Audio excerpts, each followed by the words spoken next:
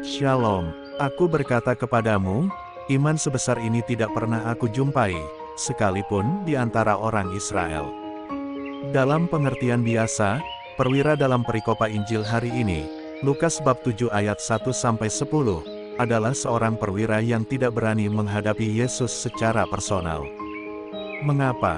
Pertama, karena perwira itu meminta orang lain untuk menyampaikan apa yang ia inginkan dari Yesus. Kedua, ia mengirim utusan lagi untuk menemui Yesus ketika ia dan rombongan sudah hampir tiba di rumah perwira itu. Semestinya seorang perwira berani langsung berhadapan dengan Yesus dan mengutarakan apa yang ia inginkan. Namun justru dalam kisah ini ia selalu melalui perantara untuk berbicara pada Yesus. Hingga akhir kisah, perwira itu tidak berjumpa dengan Yesus. Namun yang mengagumkan adalah bahwa dengan apa yang ia buat, perwira itu menunjukkan rasa percaya dan rendah hati yang luar biasa. Dalam pengertian Kristiani, perwira itu adalah perwira yang beriman. Ia yakin dan percaya bahwa Yesus adalah utusan Allah yang mampu menyembuhkan salah seorang hambanya. Ia juga yakin dan percaya bahwa kata-kata Yesus mempunyai daya yang luar biasa. Hanya dengan perkataan saja Yesus mampu memberi kesembuhan. Perwira yang harusnya rasional, ini justru mengatasi rasionalitasnya. Perwira yang seharusnya taktis, ini menjadi perwira yang liturgis. Perkara beriman bukanlah melulu perkara personal, antara diri sendiri dengan Allah, yang lain tidak bisa turut campur tangan. Dalam pengertian tertentu, iman seseorang mempunyai dimensi sosial. Artinya iman personal itu mempunyai dampak sosial, bahkan bisa mengubah orang lain. Iman perwira dan orang-orang tua yang memohon kepada Yesus, mempunyai daya yang efektif untuk membawa sang hamba pada kesembuhan. Yesus tidak mengabulkan permohonan si sakit, tetapi ia memperhitungkan iman dan permohonan dari orang-orang yang ada di sekitar si sakit.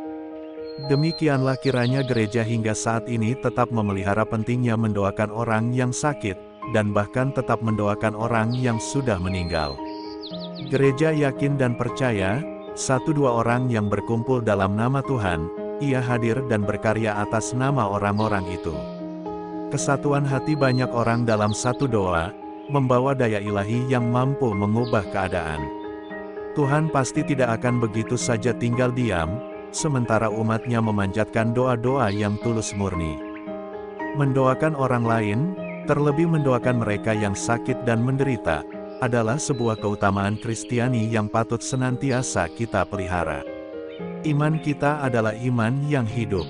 Maka, kita yang hiduplah yang bersatu hati dalam doa, mendoakan orang yang perlu kita doakan. Kita yang masih hidup dan sehatlah yang mengunjungi mereka yang sakit, kita yang masih hiduplah yang mendoakan mereka yang sudah meninggal.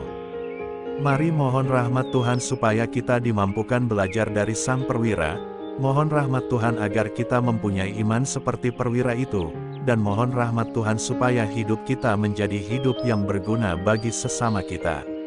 Orang-orang yang memberilah yang akan menerima, sementara orang yang tidak pernah memberi, juga tidak akan menerima. Marilah berdoa, ya Tuhan, ajarilah kami untuk mempunyai iman dan harapan seperti perwira itu. Semoga jabatan dan kedudukan tidak menghilangkan iman kami kepadamu. Semoga kami Engkau dapati setia sampai akhir hidup kami. Amin. Tuhan Yesus memberkati. RHPE Channel.